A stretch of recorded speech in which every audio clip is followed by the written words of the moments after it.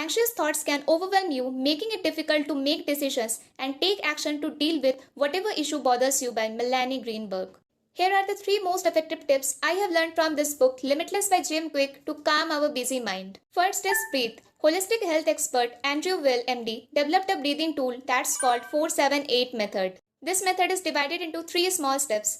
First is to close our mouth and inhale from our nose to a mental count of 4. Then we need to hold our breath for 7 seconds. And the last is we need to exhale completely through our mouth, making a whoosh sound to a count of 8.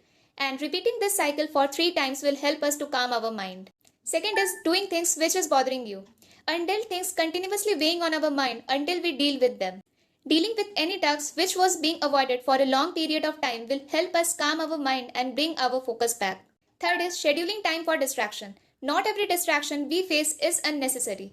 It's just about the priority or urgency of a certain task over another. In this way, scheduling time for distractions will help us to declutter our mind.